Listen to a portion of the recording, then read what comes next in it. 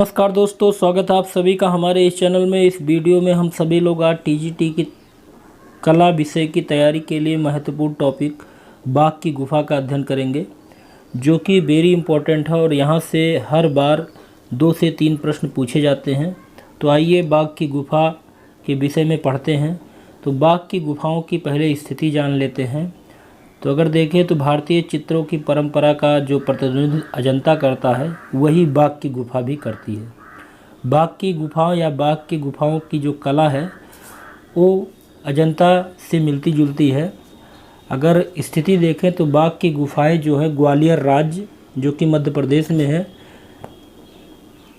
विंध्याचल पर्वत श्रेणी की नर्मदा नदी की एक सहायक नदी वहीं से निकलती है, बाघनी नाम है उसका, और वहीं से 2-3 मील स्थिति बाघ नामक गांव स्थित है।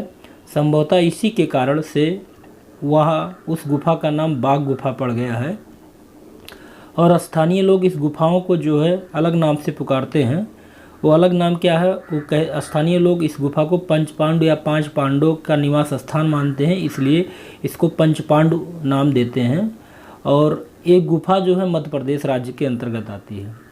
सुरक्षा और खोज की बात करें तो बाघ की गुफा जो है सैकड़ों वर्षों तक अज्ञातवास में पड़ा था, लेकिन एक अंग्रेज लेफ्टिनेंट डेंजरफील्ड जी थे, जिन्होंने 1818 ईस्वी में इस गुफाओं की खोज की थी।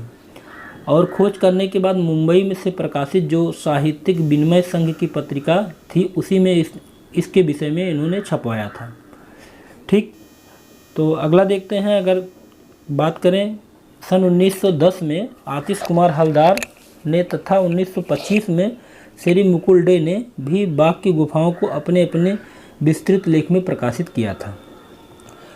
चलिए आगे देखते हैं, उद्देश्य क्या था बाघ गुफाओं को बनाने का। तो अगर बाघ के गुफाओं का उद्देश्य देखें तो बाघ की गुफाएं जो हैं महायान बौद्ध संप्रदाय से संबंधित है। बौद्ध संप्रदाय में 2 संप्रदाय हैं, हीनयान और महायान। तो बाघ की गुफा जो है वो महायान बौद्ध संप्रदाय से संबंधित है और बौद्ध धर्म का एक प्रमुख केंद्र थी। और यहाँ पर बौद्ध भिक्षुओं के आवास के लिए इसको बनाया गया था, जिससे वहाँ पर रुककर बुद्ध के उद्देश्य और प्रवचन को सुन सकें और वहाँ अपने धर्म का प्रचार करने के लिए वहाँ पर अपना वार्तालाप कर सके।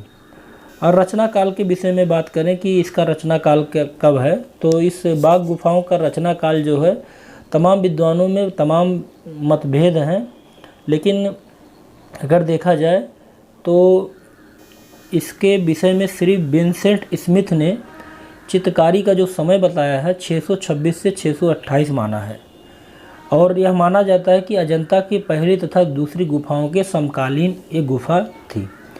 ठीक, और वहीं कला मर्मज्ञ फर्गुसन और वर्गेस ने इसका निर्माण काल 200 ईस्वी बताया है।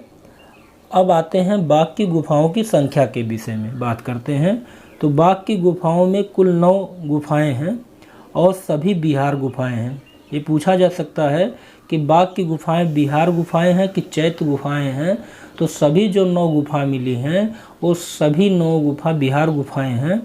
ठीक, और एक चीज़ और है कि जो 6वीं, 7वीं, 8वीं और 9वीं गुफा है, ये 4 गुफाएं, इनका मार्ग अवरुद्ध है और यहाँ पर नहीं जाया जा सकता है, तो इसलिए इसमें कोई चित्र और वगैरह इसमें नहीं मिले हैं।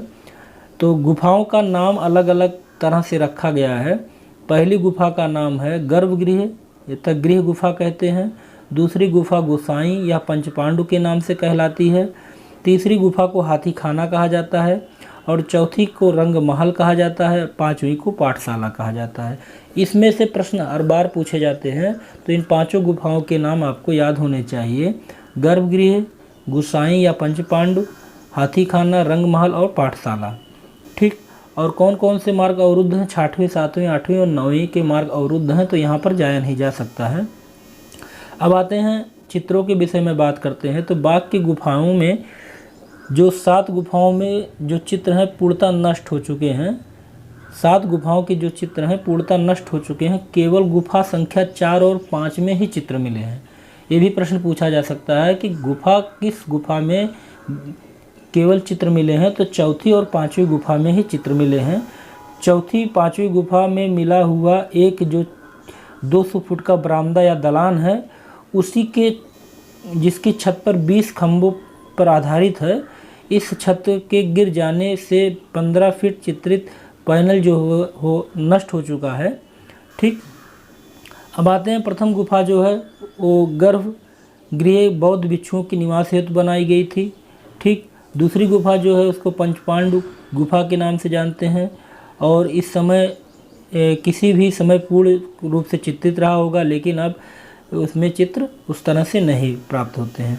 तीसरी गुफा जो है इसको हाथी खाना कहते हैं। ठीक, इसके द्वार पर एक भूमि स्पर्श करती हुई स्त्री स्पष्ट रूप से दिखाई देती है, उसका चित्र। चौथी गुफा जो है ये इम्पोर्टेंट है, यह गुफा रंग महल के नाम से जानी जाती है।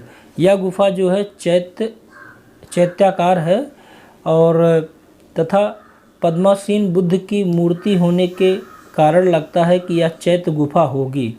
ठीक, इस गुफा के 12 बरामदे में 45 फीट लंबा 6 फीट चौड़ा टुकड़ा शेष है, जिसमें आकर्षक चित्र मिलते हैं और यह चित्रित पैनल गुफा नंबर 5 के द्वार तक फैला हुआ है और इसके 6 दृश्य अंकित हैं। चलिए, बाघ के गुफाओं के चित्रण विधान की बात करें तो बाघ गुफाओं की चट्टानें जो हैं भुरभुरी बलुए पत्थर की हैं, जो शीघ्र ही नष्ट हो सकती थी और शीघ्र ही नष्ट हो गई। इसी भित्त पर चूने का प्लास्टर चढ़ाकर टेम्परा रंगों से चित्रण किया गया है। तो बाघ की गुफाओं में जो है टेम्परा रंगों से चित्रण किया गया है। वेरी इंपॉर्टेंट है टॉपिक, इसको आप कहीं देख लीजिएगा, नोट कर लीजिएगा। तो बाघ की गुफाएं जो चूने का प्लास्टर चढ़ाकर टेम्परा रंगों से इसको चित्रित किया गया है। ठीक, तो इस तरह से बाघ की गुफाओं के विषय में हमने संक्षिप्त रूप में बहुत कुछ अध्ययन कर लिया, क्योंकि बाघ की गुफाओं से कम 1-2 प्रश्न जरूर पूछे जाते हैं, इसलिए बाघ की गुफाओं को आप विधिवत रूप से आप अध्ययन कर लीजिए, इसके चित्रों के विषय में आप देख लीजिए। वैसे तो आपको इसके विषय में विस्तृत जानकारी डॉक्टर रीता प्रताप की पुस्तक है भारतीय चित्रकला एवं मूर्तिकला का इतिहास, उसमें आपको मिल जाएगा। ठीक, तो अगले वीडियो में फिर हम नए टॉपिक को लेकर मिलते हैं। तब तक के लिए जय हिंद, जय भारत। आपसे एक अनुरोध है, अगर आपको ये वीडियो अच्छा लगा है तो आप लाइक और सब्सक्राइब जरूर कीजिए।